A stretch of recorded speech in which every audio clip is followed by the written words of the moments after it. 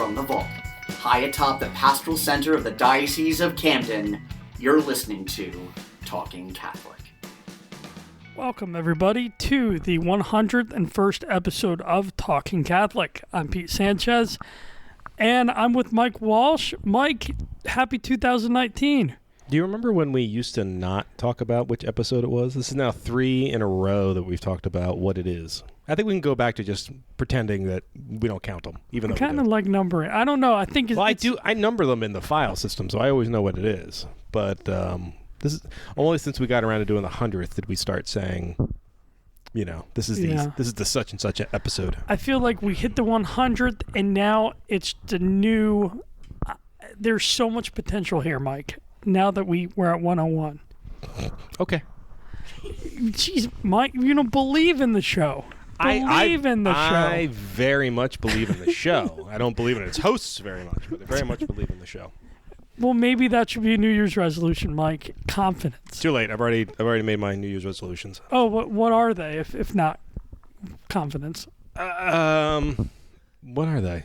I've made the resolution to learn how to speak Spanish. I downloaded an app on my phone to encourage me to practice daily, and then thankfully we work with so many Spanish-speaking people that I'm going to make an effort once I get a little better to only speak with them in Spanish whenever possible, assuming I can do my job in Spanish, which is a stretch. I took Spanish when I was in college, and I was terrible at it. However, the time I was very good was I worked at a lake in East Greenwich Township on the Delaware side of the state, and it had a big Hispanic population, and it was just the perfect timing where I had just come out of Spanish-speaking classes, and the people would just come up. People would just come up to me and start speaking Spanish to me. And by the time the summer ended, I was actually halfway decent. So I'm a big proponent of that sort of immersion to learn a new language. So we'll say that's my one. The only resolution I had last year was to learn how to drink coffee, and I failed at that one. So I still don't know how to drink coffee. Hopefully I'll do better with Spanish. I never knew. Yeah, I knew you were a tea drinker.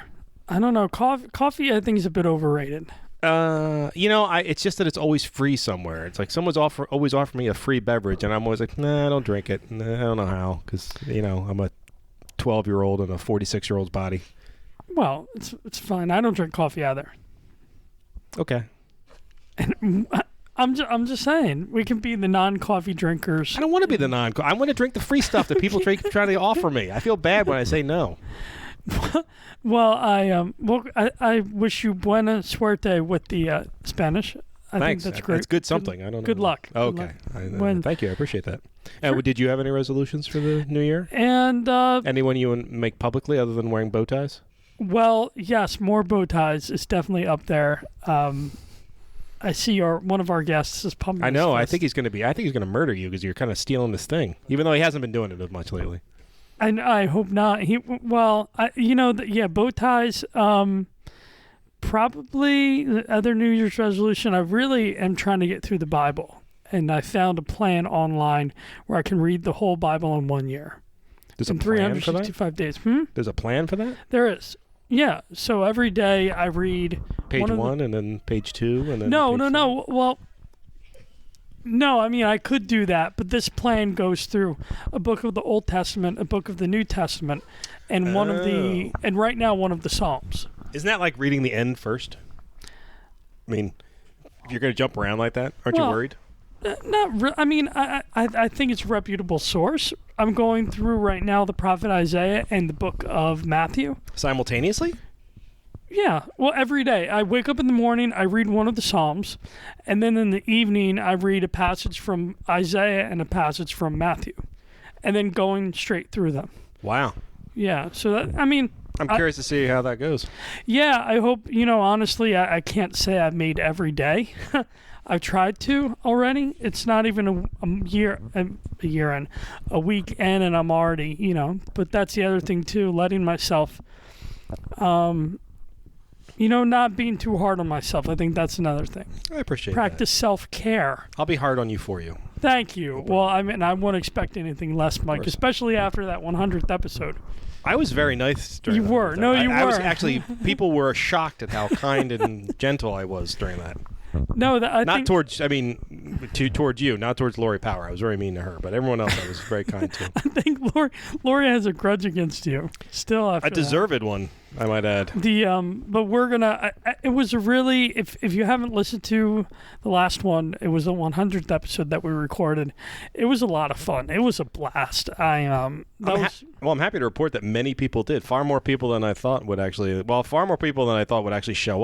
Showed up, and then far more people than I thought would be interested at all in a 100th episode. We had tons of listens. It was really great. We had a lot of good guests. I think that helped. We had Father Chris Mann, Father Sinatra, the CFRs, Greg Coogan, Kevin Hickey. Mr. Hickey's always a fan favorite. I'm so glad he came. I was really happy that he came, and also Allison Filio and Gabby Merliano, who we had in the Shields family, which was fantastic. They were great. I hope people listen to that episode. I didn't put it in the stupidly. I didn't put it in the blurbs, mostly because you didn't write one and send it to me, so I had to do it on my own. Hey, you have limited responsibilities in this podcast. That's one of them. When I wrote the blurb about it for social media, I forgot to say that at the end of the podcast we have, I think, 3 or 4 songs from Forgotten Truth and the Shields family.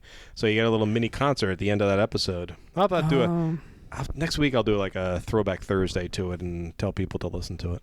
I think that sounds Or I'll good. forget to do that, and then I won't.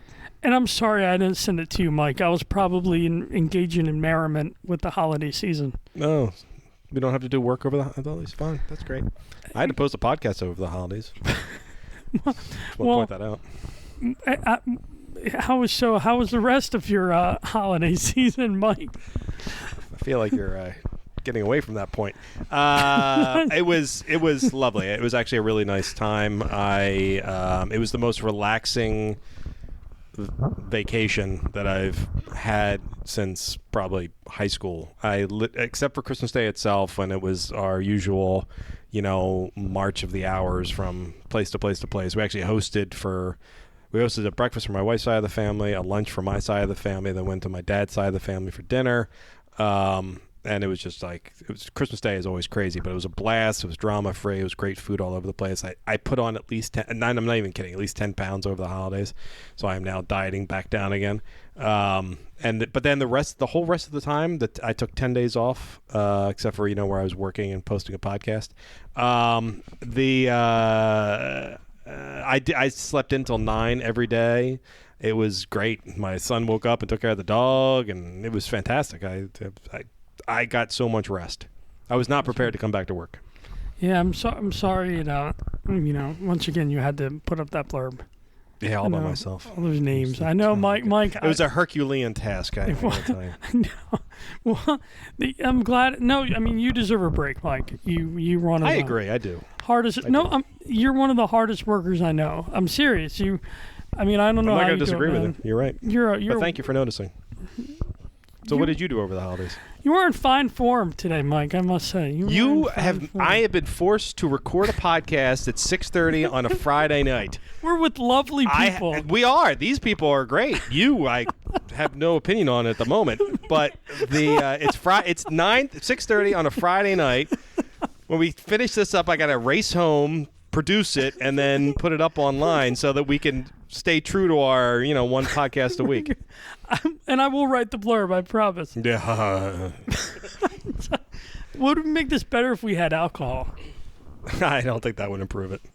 But I think, one of the things I was very happy to do over break, which was awesome, was I made Cuban food. Really? It was neat. My dad in the past for the holidays has made what they call fried plantains. I love fried plantains. Or congri, rice and beans. I love rice and beans. Yes. I don't know what congri is, but I love rice and beans. Yeah, well, basically, it's like, in Spanish it means with gray, or with the gray. Basically, the congri, the rice and beans, you cook them together and it comes out, the rice turns out gray.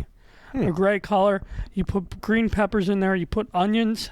And I have to say, it turned out really well. Wow. You made it? Yeah. Oh, wow. That's awesome. So, it was fantastic. That was kind of big achievement for me. And, it was relaxing. It was just hung out with family and friends and peaceful and as it should be. So. Yeah. No, that's great. And Mike, we got a few things coming up. We back to the first news items of 2019. Yeah, 10 minutes after we started. That's perfect. We're right on our we're back to our pre-100th anniversary. Yes. For our 100th episode. Well, I wouldn't change a thing. I tell you that, for anyone who didn't listen to the 100th episode, Lori Power ended up taking over the reading of the news items, and she was great. I'm serious. I mentioned at the time that she should be the one that reads those things from here on out, pre-tapes. I agree. Was great. I think we should get her. Well, we're going to get her in soon for Talking Saints if she wants to be in the same room with you. Hey, listen. I might need a convention. I leave the room, so it's not a problem. Right. Well, hey, man, 12-minute St. Nick episode. That's all I'm saying. All right. Well, I mean, so sorry, people. You're not going to hear Lori. You're going to be me jumble through these news announcements. But National Migration Week is coming up, and to celebrate it, Catholic Charities is doing a 1-hour candlelight vigil in support of the millions of migrants worldwide. On Thursday, January 10th, from 4 to 5 at Catholic Charities offices, 1845 Haddon Avenue in Camden, and candles will be provided. So just come, just bring yourself. Thursday, January 10th, this Thursday, January 10th, from 4 to 5 for National Migration Week. That's actually a nice little event because we have a delegation of pilgrims going down to the McAllen, Texas border next week, who are going to have a prayer vigil at the exact same time, somewhere around the border in McAllen at the same time this one will be going on. Okay. So it'll be a nice sort of a unified moment between the Diocese of Camden and the Diocese of Brownsville. Well, you pray for them as they embark, and Mary McCusker is one of them, correct? That is correct. Our beloved Mary McCusker. I know she did a great job taking great photos at the 100th. They were a little dark, but all right, whatever. Well, I appreciated the Mary. I appreciated the effort. I'll tell you that. I'm very happy she did that. Me too. And so we got coming up Saturday, January 19th, later on this month, at Sicklerville in St. Charles Borromeo Parish, is Life and Justice Ministries gathering. Called Go Out to All the World, and basically missionary discipleship in action through parish ministry. And this will be held from 10 a.m. to 3 p.m. Free admission. There is lunch included. And two speakers who worked in kind of the social justice areas. Rachel Malinowski, who works in U.S. Church engagement at Catholic Relief Services. She manages the CRS Parish Ambassador Corps. And Jeffrey Miguel Wallace, a relationship manager in CRS Northeast Mid-Atlantic region. And they'll be talking on, this will be a day-long workshop, basically to help anybody who comes, teach them practical skills in how to identify, develop, and empower leaders to promote justice and Catholic social teaching. So come on out again this Saturday, January 19th, 10 a.m. to 3 p.m., 176 Stagecoach Road in Sicklerville, New Jersey. Call Martha Scuddy at 856-583-2909 for more information. And I can't believe I'm saying this, Mike. The Martin Luther King Day is coming up, Monday, January 21st. I mean, why is that shocking? It's shocking. I can't believe it's already almost. We're already talking about the end of January. Like, to me, these days are flying by. You know, there's like 9 or 10 more days that come after that, right? Yeah, I know. Okay.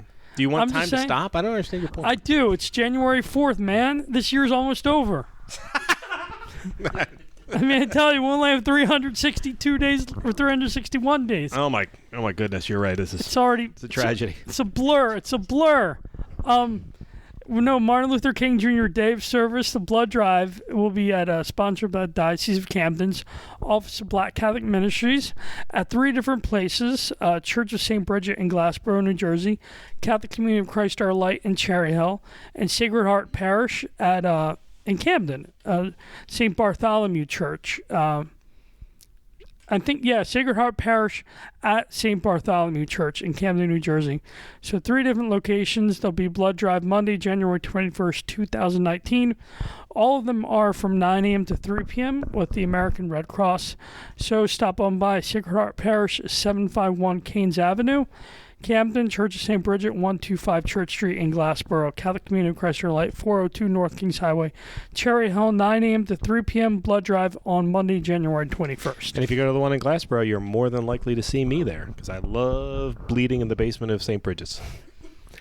Seriously, I do. That's where I try to give blood there for this event every year. This is like the 4th or 5th year in a row I think they've done it. Oh, wow. Yeah. Well, that's good work, Mike. Thanks.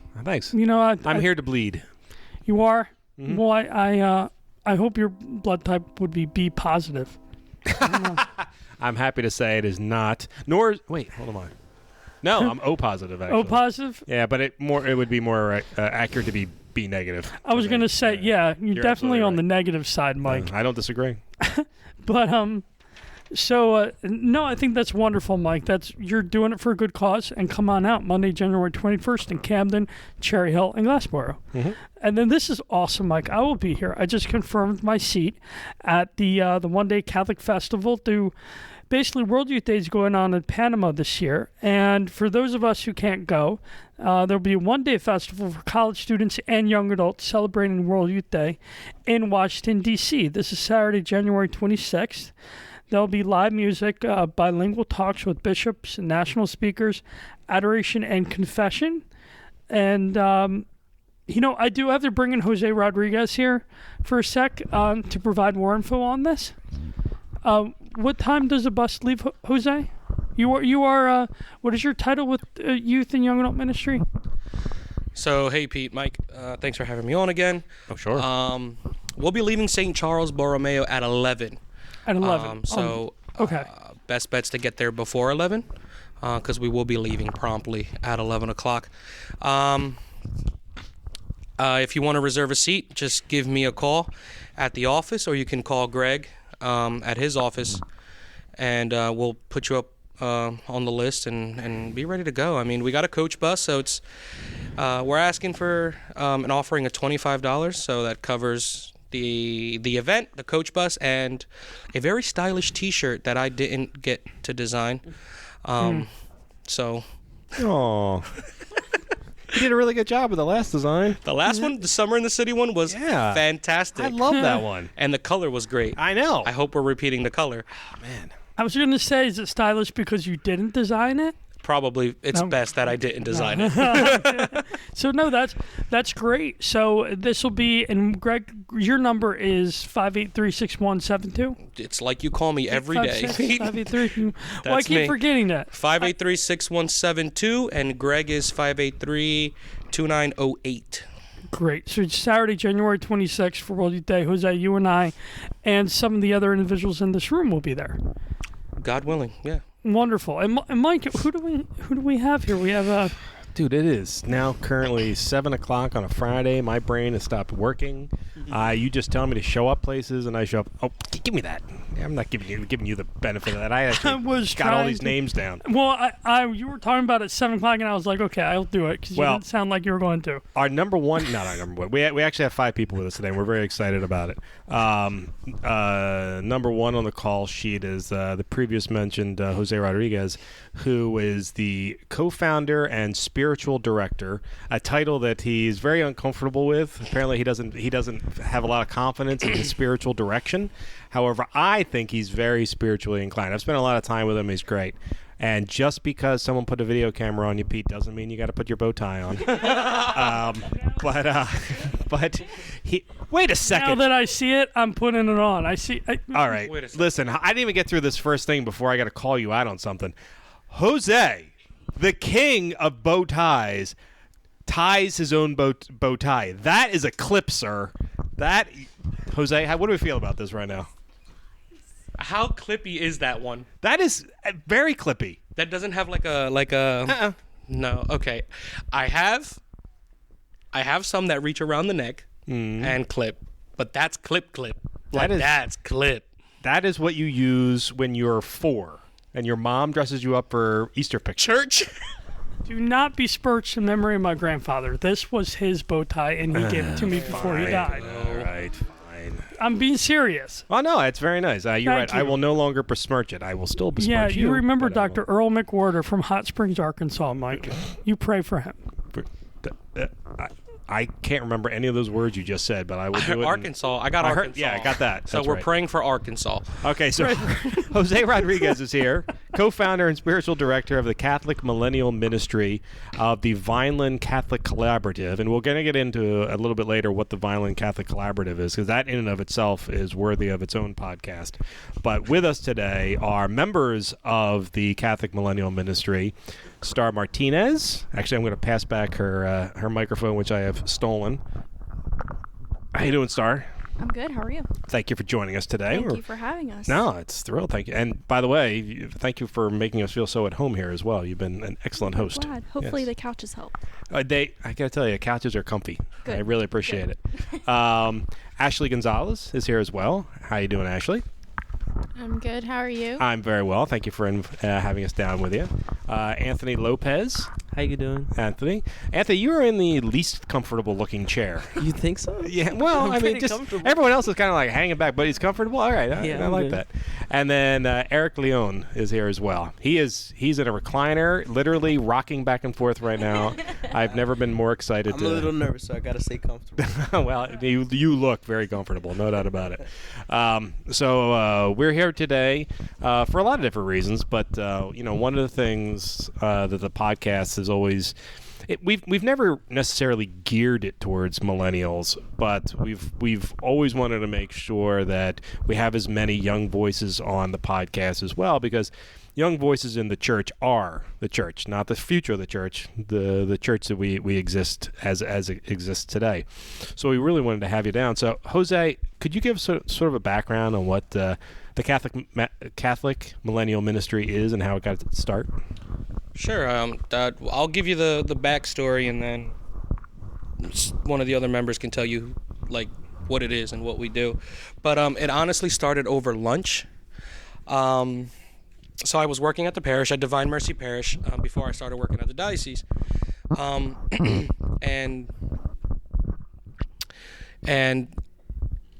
I was concerned when going to mass that I saw the number of young adults, young people in general, just lowering. It was like every week there was like less and less, and I brought it to our pastors, Father Joel Arcega. I brought it to his attention, and he very trustingly just said, "Do something about it.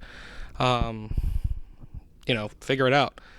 And that took me back, because I was okay, so what am I supposed to do? And then that's when I started a conversation with Star, because she's the person that I run to when I freak out about things. Like always. So I told her, I was like, what are we supposed to do? What can we do? What can't we do? How do we go about this? And she kind of just looked at me like I had 6 heads. And again, she's just like, I don't know, we'll figure it out. And we did. And we just, we invited the young people that we knew, like, hey, we're doing this. And since that's how Ashley got dragged into this. It's like, you're always around us, so you have to do this. And she's like, yeah, sure. And now she can't get away. But so we did that, and then we started our very first event. We called it a date night with Christ, and that happened in October of 2016. There it is. And we just made the announcements at our parish. We really highlighted the fact that there was going to be free food, because millennials love food. And then the idea behind the name, like Date Night with Christ, was, get to know somebody. To fall in love with somebody, you got to get to know them, take them out on a date. So we kind of pitched it that way. Jesus is calling you, Christ is inviting you on a date. Come have dinner. Let's just talk. Let's get to know each other. There was a bunch of young people in the church, but none of us really knew each other's names. So we did that, and Star and I expected, I don't know what we were thinking, like 15, 20 people. Like 10 people. I'm optimistic for certain things. That was one of them. And we had like 30 people. 30 people show up, Yeah. a little over 30 people. So needless to say, I was like in full panic mode because I was like, oh my God, This actually worked. this pasta's not gonna multiply, and and it did. We ended up having enough food. The girls at the Pope John Paul II retreat house here in Vineland did a phenomenal job. They really opened their house to us, and they treated us fantastically. So we had dinner, and while we were having dinner, we just kind of had dialogue. What do you want? What are you looking for? What interests do you have? What do you love about the church? What not so much? And it just flowed. And then we went into a little bit of scripture, and then we went into adoration. For a lot of people, it was their first time in adoration, so it was like a learning kind of a thing. And then we went out into the gardens there, and we did something called Let It Go. So while we were in adoration, I invited the young people that were there to think about something that would stop them or would hold them back from continuing this relationship. Write it down, tie it to a balloon, and let it go. Some of the balloons did not take off. And None of them took off. They flew into a tree. Well, oh no. We fixed it. We pulled them down and we tied them all together to make one massive balloon. And it was just like all the prayers at one shot. Just here, take this now. I remember that night. That was in Glassboro, I think. Well, so then later? you would think we'd do it right the second time. Oh, okay. So we did it in Glassboro and it happened again. Yeah. So, but we're not gonna. That's not what we're talking about, Pete. So. Yeah, so that's, and then, the next week we were getting phone calls. When are we doing this again? When are we meeting? We want to do this. And then we just kept going from there. And, we made the basement of the retreat house our home, went in there, cleaned it up. And we were there and we were comfortable for a really long time. And then we were blessed through the collaborative to be able to move into bigger spaces, to be able to evangelize to a larger crowd. So that's where we're at right now. And this is the former Sacred Heart High School. Yes. Yes. This is the old Sacred Heart High School, more commonly known as now maybe the Diocese Diaconate Center. So the first floor is VCC,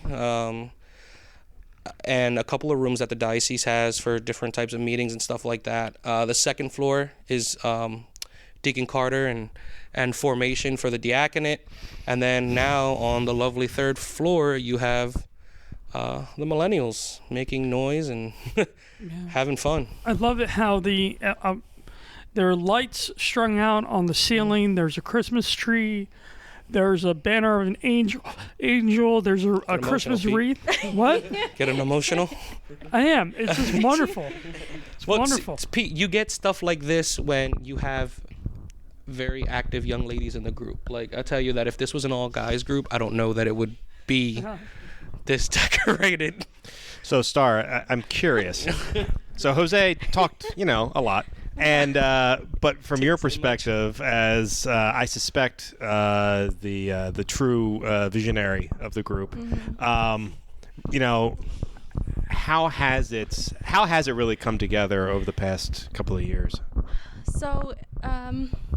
So the Date Night with Christ definitely was a great way to kickstart, the interests of the young adults.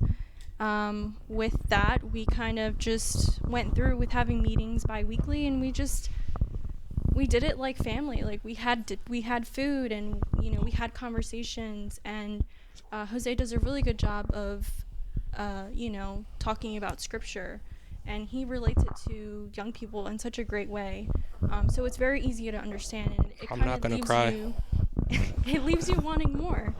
But that's all I'll say about him. And before his head blows up. But yeah, so throughout this time, it's been difficult. Of course, there are times where we have felt like it's been, it's plateaued. Like, okay, well, what are we gonna do now? Like, we keep having these meetings, but what are we gonna do more? Like, what is our purpose? And so with that, we had a discussion with one of the directors within the VCC, and we said, listen, we want to do more. We want to reach out to more young adults. And, we have this dream to become worldwide, like CMM, throughout the U.S. But it's going slowly but surely throughout the city. And so we knew that we needed to accommodate more people. We knew that the space in the basement at the Pope John Paul Retreat House was too small. And so we were blessed with this space and with the idea that we were going to invite all young people throughout the city, whether they were Catholic, whether they weren't Catholic, whether they were interested or they just, have been pushed away or, far away from the church. We want them here and we want them to feel like they have a space, a home here. So that's what we're doing right now, and it's going good. So from some of our other guests that are here, I'm curious, what made this look like it was going to be an interesting opportunity to be a part of? Well, I was actually there for the very first date night with Christ, and it was just really touching. Like, just from crying in front of complete strangers during adoration to just feeling like you were in a happy place. You felt comfortable, and you were there to connect with God, and I feel like everyone felt that. And from then on, once you start a relationship with someone, you just want to continue that relationship and continue to grow it. And I think everybody in the group felt that, and by having great leaders, it promoted that and promoted growth and just to continue to love God and find who you were so that you could love. You know what I mean?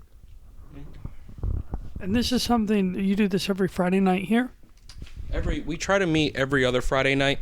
So this right now for Advent into Christmas, we did meet every Friday, and then coming in Lent, we'll meet every Friday again. But ordinary time stuff, we'll meet every other Friday, following type of that same structure of, we come together, and a lot of our time is honestly spent on fellowship and just being with one another.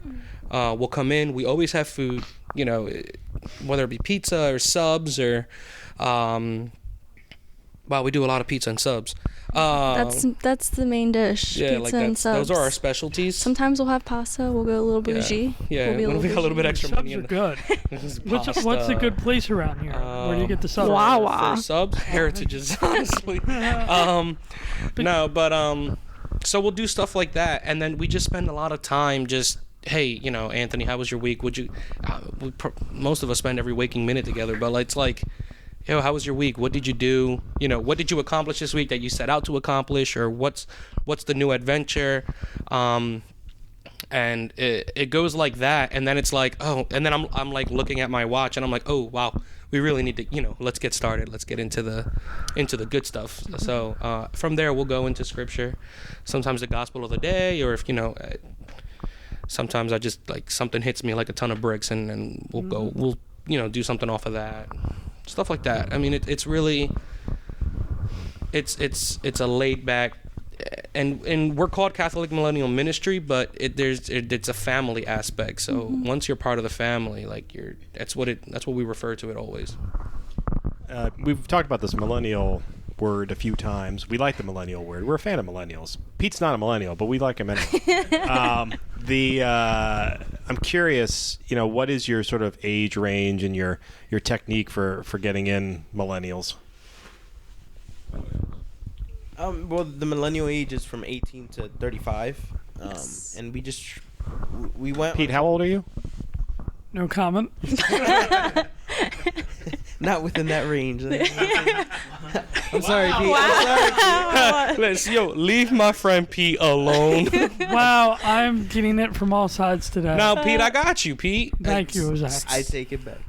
Thank you. And you were so nice to me today when I came in. You were like, Pete, you want to come up, and you were, I don't know. No, but okay. I think that's wonderful. So continue, Eric, just about millennials, and so how you. Sorry, keep going. I mean, yeah, like the date night with Christ, how free food.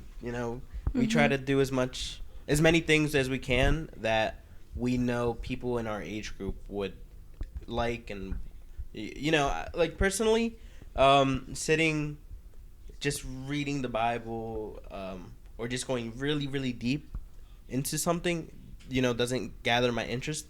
But when someone that I know has experience with it, talks about it, and explains it, that gathers my interest, and that's what personally brought me into it a lot more. We just try to encourage people to find what they want out of God. I also think what helps is that we really try hard to make, like Jose said, this feel like a family. And so I think what I've personally noticed is that once we establish that relationship with each other, it's like that trust factor. Like you can trust the family that you're in, and you're not going to be judged for whatever state you're in spiritually, whether you aren't spiritual at all or you're super spiritual. We all help each other grow. And I think that the more that we become closer is the more that we kind of experience that spiritualness, because we trust. I don't know how to explain it right, but yeah, I don't know. Each other.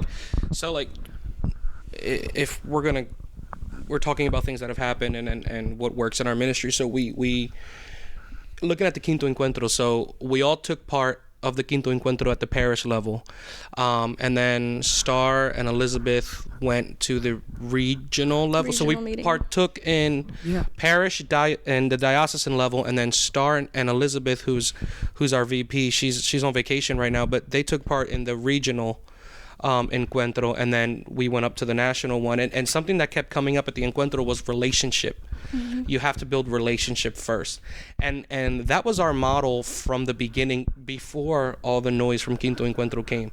Mm-hmm. And we really believe that. You have to evangelize to somebody, but you have to evangelize to them completely, inside and out. So we did that, and Anthony brought up a good point. But we do that doing different types of things. We don't always just meet here. We'll go out and do stuff.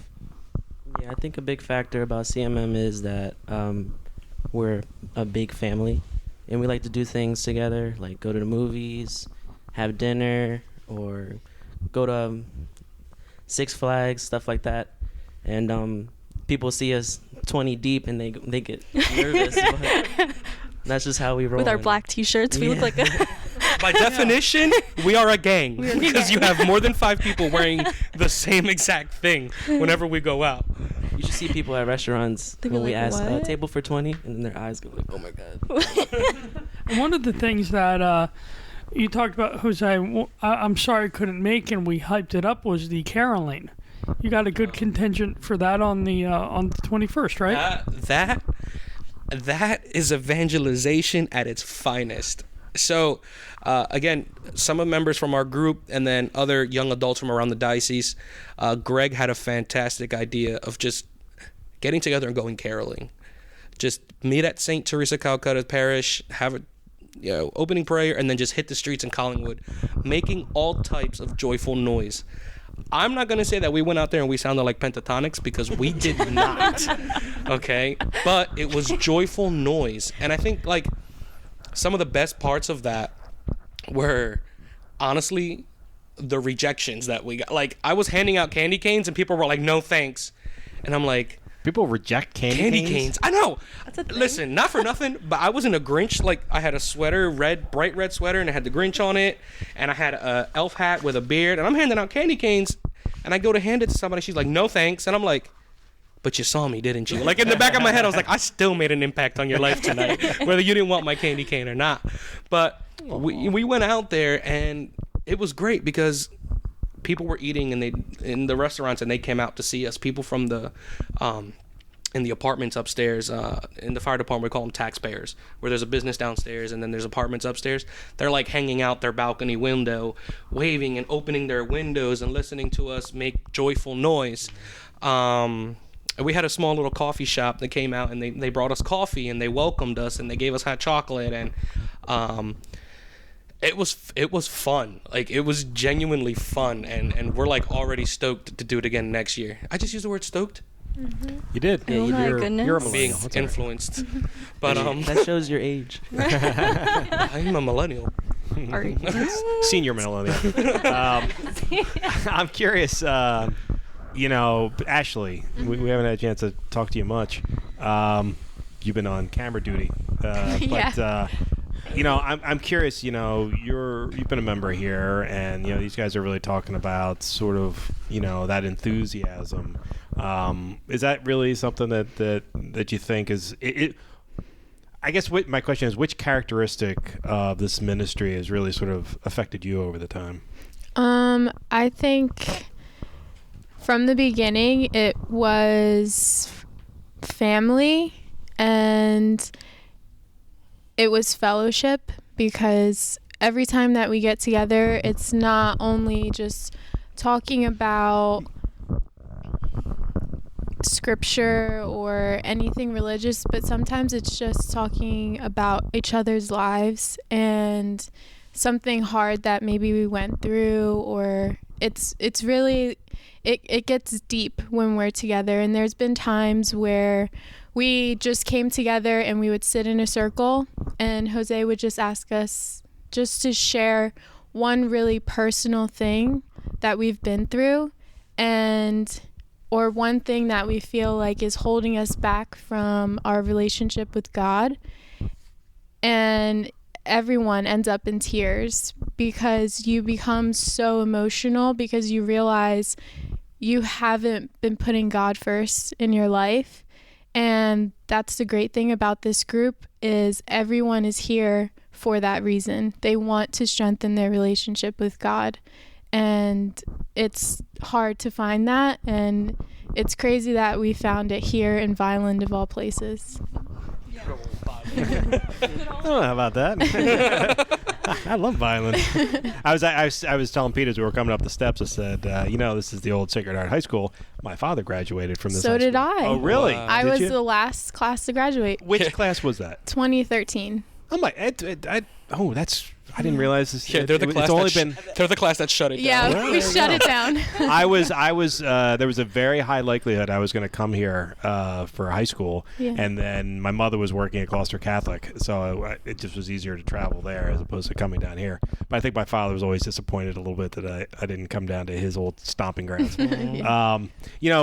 You were talking about sort of that sharing process, and the 5 of you with the elder statesman Jose here. I'm curious, the other people, the people who aren't here right now, who maybe get the most out of this because they're not as their spirituality might not be at the forefront of their mind. They're actually sort of soaking it up. Do you find that that just coming together really has a subconscious ability to get people's hearts to maybe really focus on their faith? I think so, because before this group started, I was so focused on school and my, future career that I kind of put God and my relationship with him on the back burner. And it wasn't until this group started that came out of nowhere, and I really wasn't interested in the beginning. Like Jose said earlier, I just came by association. So hey, that's how it works. Yeah. I mean, it's it, because I've been here for 3 years now. So we've talked about this on the podcast a lot, but it was my wife who introduced me to her group of friends. And I mean, they were very cool and everything, but they were very spiritual. And I had, at that time, this was before we were married, I hadn't stepped away from the church, but it wasn't my main focus anymore. Mm-hmm. And just spending time amongst these people, it reinvigorated my spirituality. And I've said repeatedly that I would not be where I am today if it wasn't for that group of people and my wife bringing me to them. So yeah, that's what it is. You don't know where it's gonna happen. Mm-hmm. And you know what? You brought up something else that we've talked about on the podcast too, and I love being able to refer to things that have happened before and seeing that it's something that happens with some regularity, which is you guys go out together, you go to a restaurant, you're all with each other, and Jose, I'd like to believe that while you're sitting there at the restaurant, you talk about faith a little bit. Yeah, absolutely. There's nothing I enjoy more than being at a diner, for instance, and seeing the table next to me young people or something like that, or however many it is, having a conversation about faith open in public without fear of what other people might be thinking. That is, nothing charges me up more than that. We've had the experience, like, sometimes, like, and it's like in that moment you're like, wow, but we'll pray before we eat. So I'm not gonna lie and say we do it every time, but when we do it, it's funny because the 2 or 3 tables next to us just fall silent. You don't do it every time? You're supposed to. No, I mean, like, every time we go out as a group. Sometimes it could get a little hectic. Oh, I see. It's just an efficiency problem. Yeah, so so the the waitress want to do it. It's like, yeah, okay, we're gonna pray, and the waitress is like, what do you want? And I'm like, yeah, of course. You don't want to be disruptive. Right. Just everybody, and then I just kind of remind them, just pray. But we'll get together and we'll kind of do like a prayer, and the tables around us kind of just like, and you hear the people, shut up, he's praying. I'm like, oh, okay, thanks. That's really nice. Such a form, you don't know who's being impacted in that moment. That's right. That's exactly right. Yeah. So actually, I'm going to end an Instagram live right now while we're talking, because we're going to switch topics a little bit. So I want to talk a little bit about the Catholic Collaborative of Vineland, or the Vineland Catholic Collaborative. It's an unusual, at least in South Jersey anyway, it's sort of an unusual thing that not a lot of the communities are like that. Vineland happens to be a town with 3 separate parishes in it. For anyone who doesn't know, Vineland, New Jersey, is the largest city in New Jersey. Most of that is occupied by farmland and animals, but it is the largest township in New Jersey, bigger than any other city up north. But because it's so huge, it can accommodate 3 parishes. But like all parishes in the Northeast, or all churches in the Northeast, there have been consolidations. So there used to be many more, and now it's been consolidated into 3 separate parishes. Talk a little bit about this concept of the collaborative. It's something that our dear friend and unofficial co-host of the podcast, Father Rob Sinatra, is a pastor in. Yes. But actually, I don't even think we've necessarily delved too deeply on the topic with him. So talk about how this is your ministry is not necessarily one parish. It's actually part of 3 parishes. Yeah. It's we have to start looking at the collaborative as like a bright light moving forward. This is the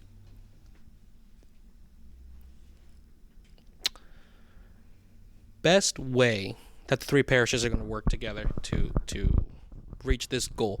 So the understanding is that it's the 3 parishes. So we have you mentioned Father Robert Sinatra at which is now the diocesan shrine of Saint Padre Pio. So he's the pastor at Padre Pio. We have Monsignor John Burton, over at Christ the Good Shepherd, and then, like I said earlier, Father Howell Arcega at Divine Mercy Parish. So each parish is maintaining their worship site and their identity, their parish staff. So each parish is an individual parish. It is their own parish. The goal behind the collaborative is to have shared ministries. So right now, under the direction of Felicia Navarro, religious education is right now the big ministry that the 3 parishes work on together. So dovetailing off of that, so they're working with young people already, and they are in the forefront of evangelization to young people. That's when we took it upon ourselves, really, honestly, with the help of Father Rob and Father Howell, Monsignor, and Felicia to be the second step in that evangelization process to these young people. These young people are not going to be kids forever. They're going to do their confirmation, and there has to be something for them to stay involved. And then as they become young adults, hello, there's a ministry here. Come knock on the door, come see what we're about. There's a truth to saying that not every ministry works for every single person, and that's okay. Everybody has to find their comfort zone, their happy place. And we may not work for every young adult in the city, despite how hard we pray and how much that's our goal. But these young people that are going through religious ed, I mean, we went through religious ed, received confirmation, and then it was like, okay, now I'm just going to go to Mass on Sundays, and that's supposed to keep me involved. So that's what the collaborative is. That's a tough word for people who stutter. Collaborative is in a nutshell. It's the three parishes maintaining their identities, their parish staff, but working together with shared ministries. So that's why, you know, we call it DMP, Divine Mercy Parish. That's who we are. That's where we worship at every Sunday. We participate in all the liturgies, 7 in the morning to 12:30 in the afternoon. We have lectors, we have Eucharistic ministers, we have musicians. I mean, we're there 7 days a week. But our call and our mission is bigger than just a parish. We're called to serve church, and church is not those four walls. So that's why we really took it upon ourselves to put ourselves in a location where we can serve young adults from the three parishes. Yeah, and each of the parishes in Vineland are culturally unique to a certain extent. Padre Pio Parish is historically an Italian parish. It's where a lot of the farmers in Vineland put down roots 2-3 generations ago, probably farther back than that. Divine Mercy Parish has always been culturally, well, not always, but in the last 20 years, 30 years, it's been a very Latino parish. Right. And then it jumped out of my brain. What's the Christ the Good Shepherd? Christ the Good Shepherd parish is it has always been sort of a hybrid, sort of urban parish. It's right in the heart of Vineland, as opposed to the other two parishes that are, one's actually very rural and one's certainly more suburban. So we each have their own sort of perspective. So now the five of you are of Hispanic descent, but I'm curious, as the ministry itself is very active in bringing in people from outside of that Latino culture as well, right? Absolutely. Good.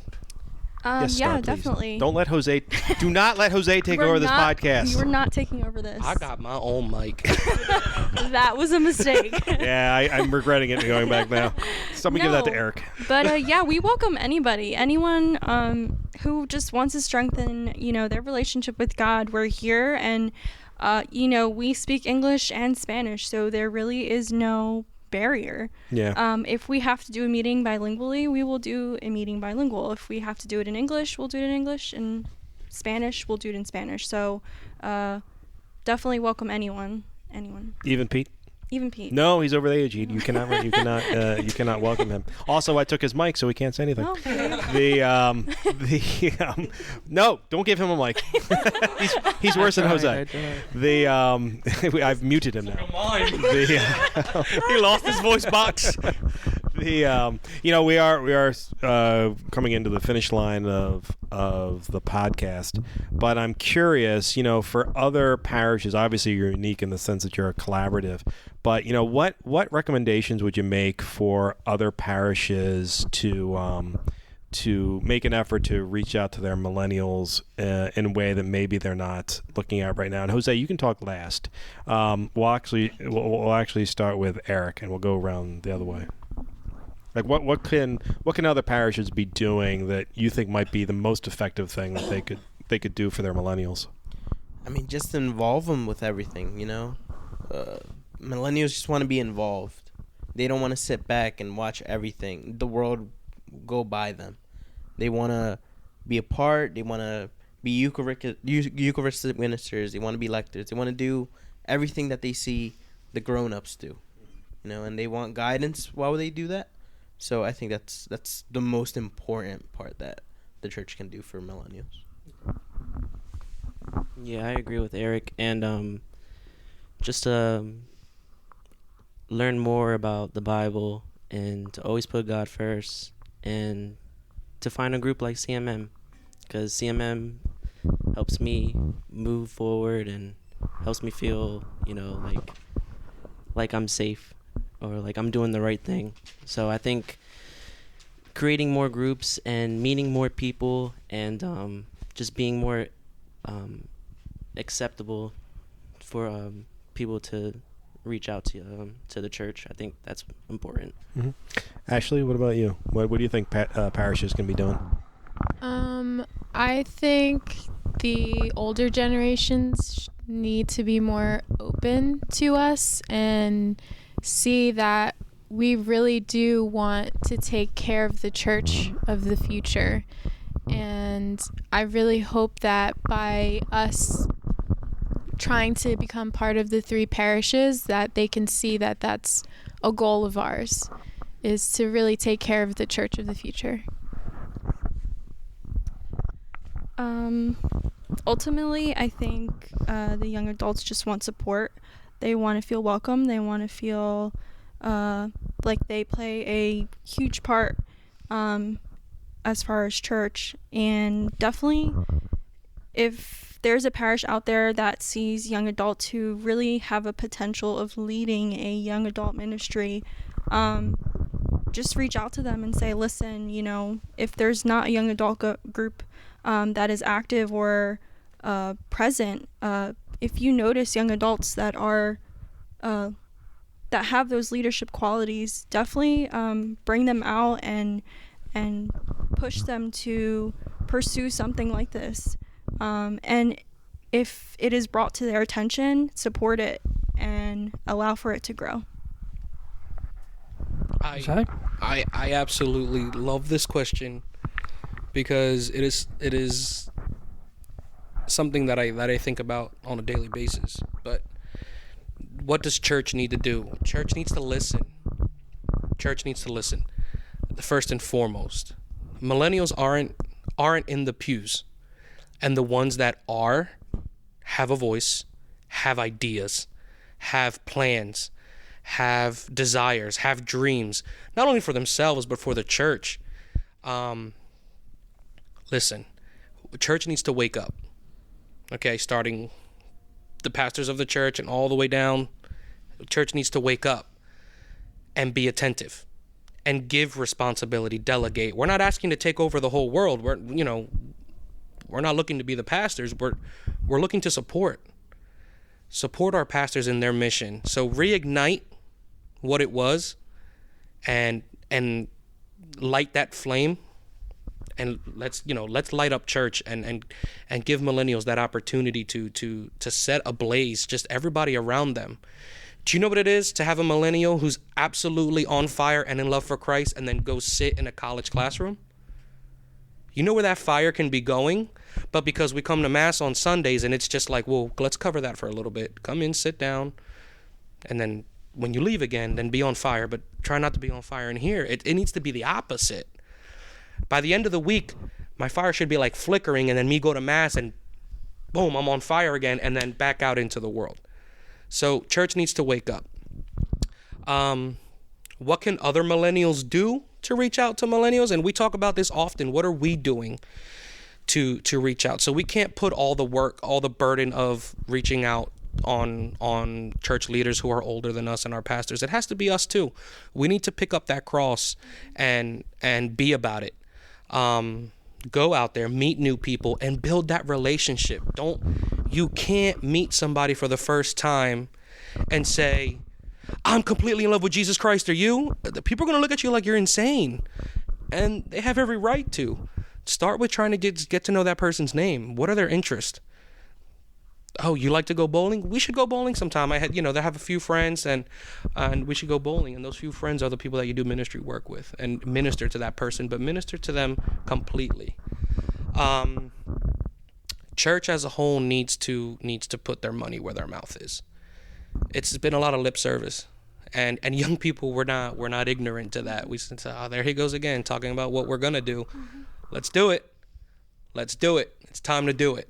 And we're ready. We're like saddling up and we're getting our stuff together, and then, okay, we're here, let's do it. And then it's like, oh, well, we're not going to do it right now. Oh, okay. We're back at that. So, if you're going to hype us up, be about it. And lastly, and I think Erik said it best, and I had a really proud dad moment. We want to be involved. You have parish council, you have the finance council, you have the liturgy council, you have the activities council, you have a council for, church maintenance. Every parish has more councils than members anymore. Put us on some of those councils. I know Star's actively parish council. She's a parish council member. Ashley works at the parish. She's in the office on a day-to-day basis. Like, that's where our young people need to be, is in the itty-gritty, behind the stained glass, knowing what's going on so that they can truly help. And not just have these hope, okay, let's keep them away from what's actually going on, and let's just hope that they're going to be able to fix it later on. It needs to be fixed now, and the only way that that's going to happen is by really allowing us to get in there and get our hands dirty. So just wake up, church, wake up. I will say that it's been a pleasure over the past couple of years getting to know this group with your, I do see black shirts, and something, a beautiful day you talked about the Padre Pio shrine. When it was dedicated, I was there, pouring rain, but you guys had a booth there, and it was wonderful to see, the joy. And even though the rain was coming down pretty hard, you had a booth and you were promoting. And even at the Quinto Encuentro in Trenton, I think it was, right? Yes. The regional. Yes. And that was nice to see that energy there of the group, and with a few other incidents. And so what other events are coming up that you can publicize? Well, this Sunday we have our Three Kings gift giveaway. So 3 of our members dress up like the Three Kings, and they participate in the liturgies of the Mass. Again, promoting that idea of this comes first. So the Three Kings are at the Masses. They present their gifts during the offertory of gold, frankincense, and myrrh, gold. So, and then afterwards we'll go into the school gym and we'll hand out gifts, and the Toys for Tots is a huge component to this. They always help us out a lot. Members themselves, this week we've been almost every night separating toys, and we have a cohort of trucks coming tonight to be able to take them from here to the location where they need to be. So we have that going on Sunday, and then our next big thing is on the 26th, that trip to DC to celebrate with our brothers and sisters in Panama, and just have a blast and just be around other young people who are on fire. Sounds great. I look forward to being in DC and whatever else is going on. Love to come down here. And one of the Three Kings, I always think of that joke, we have gold, we have frankincense, but wait, there's myrrh. He's shaking his head. Thank God he's that He's so. I'm sorry, Pete. Just to go back to something else. Did you say you were going to go down to the DC trip, the Panama DC trip? Yeah, I will be there. Mike, are you going to be there? I don't know. I would like to go. I don't know if I'm going to go. I hope I can go. I've never been to I've never been to a World Youth Day event before, and maybe I should avail myself of it, even though I'm not a youth in any stretch of the This will imagination. be our third one. This will be our as third. a ministry. Wow, really? Yeah, it's really fun. It's really fun. I really should make an effort You to go. should. I really should. I know the guy you can call to register. Nah, I know that guy. I'm not going through that guy. That guy never shuts up. Oh no, I can't go. Darn it! I just realized I have to go. I'm going to a concert that night. Oh man, that sucks. All right, so I can't go. Oh man, I'm crying on the inside. Okay, Pete, did you have any final questions for our guests? And I mean final questions for our guests, because it's late on a Friday evening. Yes, Mike, I know you need to go home. By the way, I love your shoes. They're very outdoorsy. You could go hiking in them. There's a reason for that. They are outdoor hiking shoes. But thank you for noticing. No, really, Mike. Honestly, Well, they are Timberlands. I'll tell you the story behind them. I went to Dick's before I took my trip to London and Germany for the Eagles game, and I realized I had no good shoes for traipsing around Bavaria and London, and so I decided to go to Dick's, and they didn't have anything in my size because I have feet the size of battleships.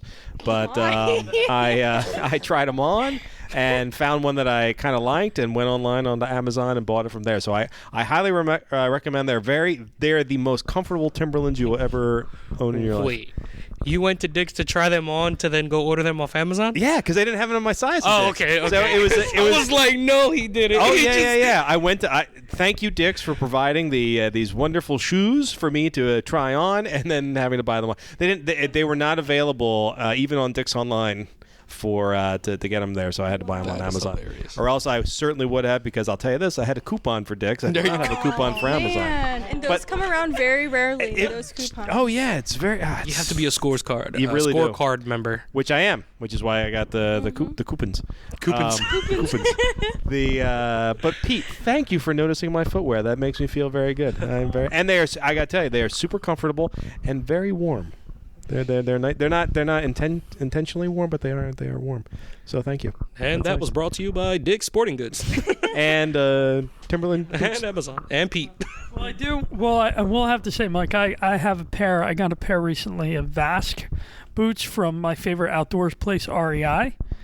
And I think, Mike, when we do our nature podcast that we've talked about, we're going to have to break these out.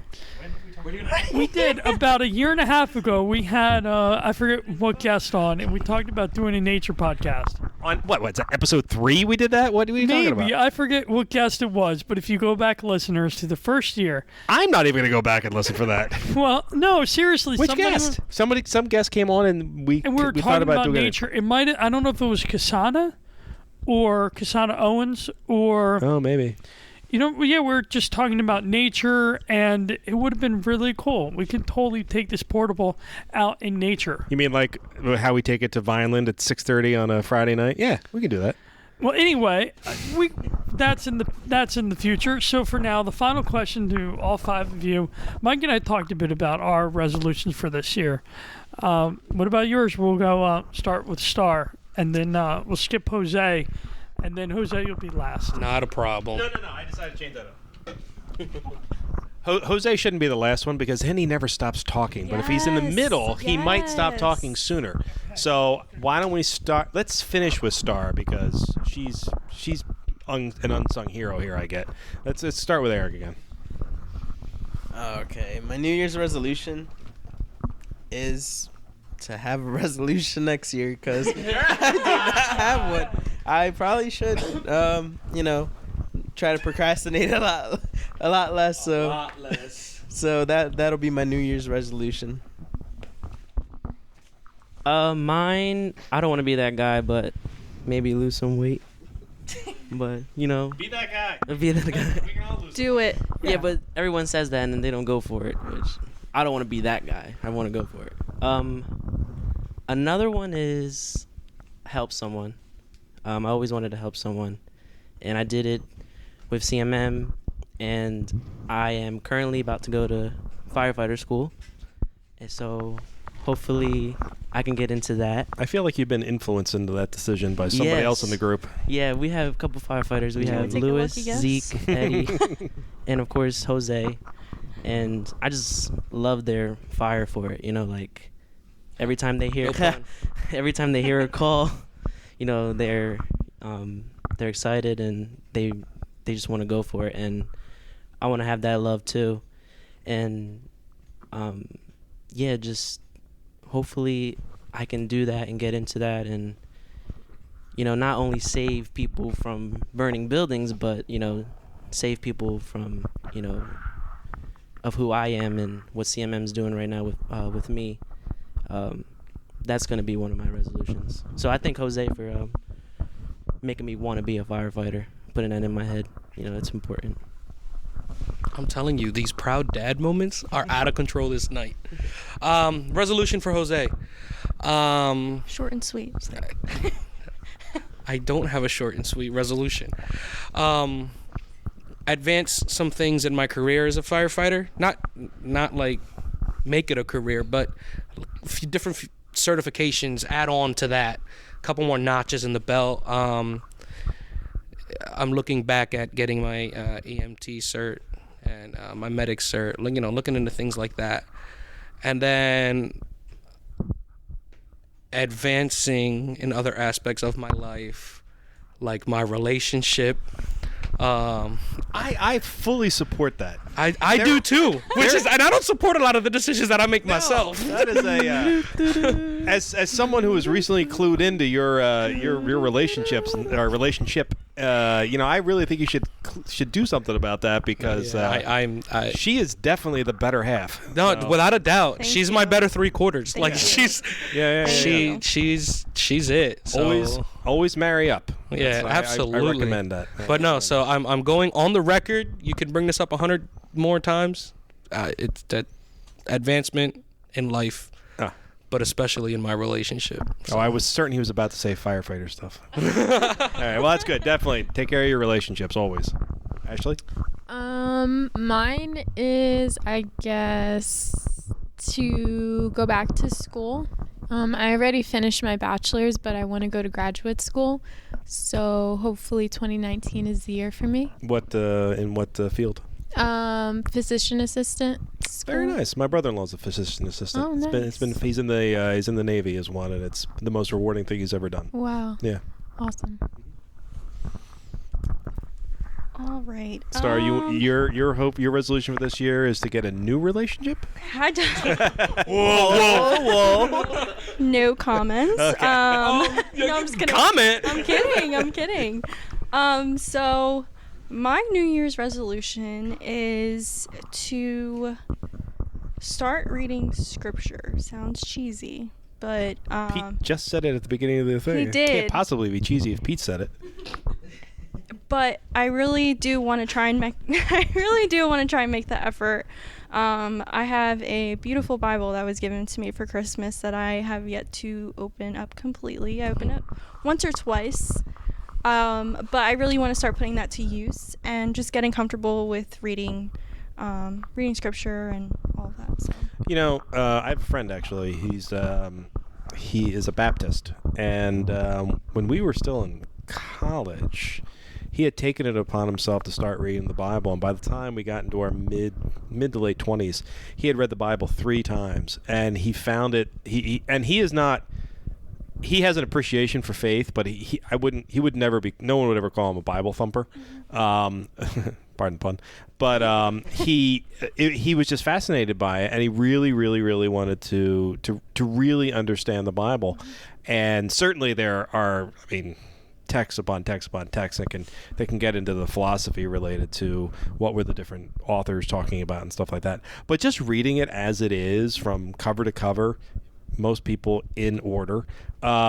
It's really, I commend you. I think that's a great. I've never done it myself, but everyone I know who has done it have found it to be a very rewarding experience. So, good luck. And Thank you. you can always just read it on your phone too. This is true. If the book is too heavy. No. She's got a really great Bible that she was gifted for Christmas last year. Oh, last year. Last year. Okay. All right. But iPad, the Kindle, it's all fine. The Audiobooks. People still do that? I'm not giving the mic back. Too bad. If you're gonna disagree with me, I'm not gonna. Oh, who gave him another mic? Somebody gave you a mic earlier. It is currently 8:00 at night. It is not. Well, Well, I just want to say. Oh, Church bells go off. I just want to say I have a student Bible, which is great because it's got notations. It's like and- Cliff Notes. No, it's the Bible, but then it's got the annotations in it too. That must It be gives you the meaning. That and must then weigh a ton. It's not that bad. Really? It's paperback. So Really? yeah, A paperback annotated Bible it's is very not super nice. heavy.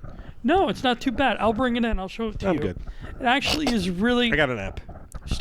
That is great. Thank That you, is thank awesome. you. Just don't do it the way he's doing it. Do it your own way. I don't know. We'll see how it works out. Okay. I've heard Gospel's the way to go first. Is and what? then like reading the Gospels first, and then I hear. Yeah, Matthew, Mark. I mean, I disagree because the Gospels refer back to the Scriptures. That's true. So reading the Scriptures, True. for contextually, you would want to start there. Yes. No, I've heard different people say the Gospel of Matthew. Mm-hmm. I've heard people say that the planet is flat. I'm not listening to them. I'm not saying I'm a Bible scholar at all. I'm just saying what I've heard. I think you've proven that. But okay, whatever. But then There are no words. I get punchy at 3:30 in the afternoon, and I definitely get punchy at 8 o'clock at night. Okay. You are then, on your well, own at this point. Good luck. Okay. Well, should we? Can I read off where I can find you guys? Absolutely. On these social medias, you can find the Catholic Millennial Ministry on Instagram at catholic.millennial.ministry, Snapchat at CatholicMM, or Facebook, Catholic Millennial Ministry. So all three. We have no reason not to know what's going on. And you guys are active. You guys post stuff. I love those photos at the coffee shops in Caroline. Oh, thanks. Yeah. Yeah, the Instagram stuff is really great. Your social media game is quite on point. Yes. So, who is the social media guru? Anthony. Oh, nice. Excellent job, sir. Good job. Excellent, and halfway good photography too. No. That you will. That's a That's compliment. That's a compliment. Yeah, because a lot of the stuff we get is terrible, and yours is halfway good. But I encourage you to find cool angles and different shots and good backgrounds. Social media across the board, oftentimes it is like these blank backgrounds. There is no reason you can't turn people around, get them in different areas, stuff like that. So keep up the good work. But I love checking out, because I operate all the diocese, most of the diocese social media. Certainly the Talking Catholic page, which follows you guys, and I always get a kick every time I see it up there. So always try to give you a little like Thanks. every time I see it. Stuff's good. Thanks. You're welcome. No, you guys have been doing a great job. Thank you. Thank Yeah, you. some of them might could talk another hour about photography. I could talk another hour about photography. That's true. Yeah, no, that's good stuff, and send whatever you have to the diocese, to the Star Herald, if you take pictures anywhere of the group, and we can publicize it in the paper. So, Don't you follow them through the Star Herald? I do. Oh, on the paper. But do you share like stuff that they're doing through the Star Herald social media? No, I guess I can start doing that stuff more. I'm sorry. The stuff I do, I always share you guys, and Sorry. like it. That's okay. I guess I just like you guys better. It's fine. I haven't had that opportunity. I do. That's another resolution. I will share more of what you guys are doing, because I think it needs to be shared. Your message and I hope this podcast gets everywhere. I really am very happy to be here with you all on a Friday. Oh, thanks. We're definitely Thank you. honored by you guys coming down and checking out our little piece of, we call it a little slice of heaven, our little piece of home. It really is. It's a very nice meeting room. I've actually been sort of like looking around and going, man, they really know what they're doing here. You can always tell the youth and young adult ministers who have a sense of this sort of flair, that they want to create a place that's very comfortable for the people. We know Carrie Janice does that in Williamstown, and Katie Waldo does that down in Ocean City, and a lot of the other ones do as well. But those two, off the top of my head, really do a good job of making very welcoming space. Oh yeah, Kim, down in Hamilton, her place is great too. That's right. Beanbag chairs, and this. I love the stockings. Are those Like your the stockings? stockings? Everybody in the Yeah. ministry has their Everyone own has their own stocking. stocking. That is awesome. Very nice. It's just very homey. I'm feeling at home. I I feel think like next year we need- add a Talking Catholic stocking. That's a great I idea. think so. Do they come with presents? Yes, They may. Sweet. if you guys man. behave yourself. Can you get? Can it be a real bow tie for Pete? Just asking. Look at this. What? It's all good. Hey, listen, one of my resolutions last year, which I did not follow through on, was I bought a couple of bow ties, and they're real bow ties, was to start wearing them. I just never got a chance, but Well, then give them to me so I No. can learn how to wear 'em. No, you're never going to wear them, dude. I It's am been a gonna wear year. 'em. No, Yeah, I don't think He's gonna surprise us one day, Pete. yeah, that's right. I'm just going to come in sporting my bow tie. People are going to say, man, you look as good as Jose and so much better than Pete. Mike, it's better to be a leader than a follower, and you'd totally be a follower. So, Well, Well. See, now that's that was the end just of that. See, that wasn't even funny. That was just mean. Jeez, man. shots fired on On the that podcast. note, my God. All right. Well, thank you very much for being with us today. We really appreciate it. And definitely for all of our listeners, check out the social media for the Catholic Millennial Ministry down in Vineland. They do great work. And if you want some tips on what you can do in your own parishes, by all means, reach out to Jose directly. You can always get him at the diocese. If you go to the Youth and Young Adult page, you'll have his contact information is up there. If you want to figure out how to do it right, contact Star. Yes. She'll do it with a lot less words and very succinctly explain to you how to improve things. And Pete, thanks for forcing me to come down into one of my favorite areas of South Jersey. Oh, can I plug something really quickly? Jeez. Yes. Cheap plug. Okay, everyone. Valentine's Day weekend, February 14th, 15th. I think it's 15th, 16th, 17th. Friday, Saturday, Sunday. I'm in a dinner theater at Mount Ecclesiae Parish for the past since September. I've been practicing. I mean, the troupe has been practicing very diligently twice a week. We're now ramping up to 3 days a week. So tickets will be on sale soon. Look, that'll bring. You guys should come out. It's in Berlin, New Jersey. Is that a formal invitation, Pete? It is a formal invitation. So It's BYO. invite You us. get dinner, you get dessert, you get a great show. It's a farce. When you invite people to these things, you have to pay their ticket. Ooh, my goodness. There's here. You want to learn a piece of Spanish? El que invita paga. He who invites pays. That's a good one to okay. know, Mike. Thank you. Well, Pete just got very quiet. Pete will be there. You mean you're encouraging them to buy tickets? Encouraging them to buy tickets. To come. Yes, 'Cause Pete will actually be in the show. I will be in the that show. would be I'm on definitely a stage. reason to go. So I apologize. Now, invito pago. Invita pago? Mm-hmm. Sí, gracias. So yeah, I mean, I just think I think that'd be fun. I don't know. We've been practicing really we got hard. You, Pete. I'll bring you roses. Yeah, Mike, you wear your bow tie, Mike. I didn't say I was coming. Well, I think you should, and you should wear your best bow tie. It's Valentine's Day weekend? It is. What do you think the chances of me being at that performance are?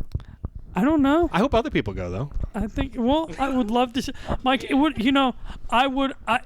actually don't go, because if I saw you in the audience, my mouth would just drop. My jaw would drop. Seeing you in the audience. It would screw up your performance? It would. I might be there. There you go. You convinced me. Darn it. Well, no, I mean, it's just, we've been working real hard, and we'd love to see people, come on out. More details will be shared soon.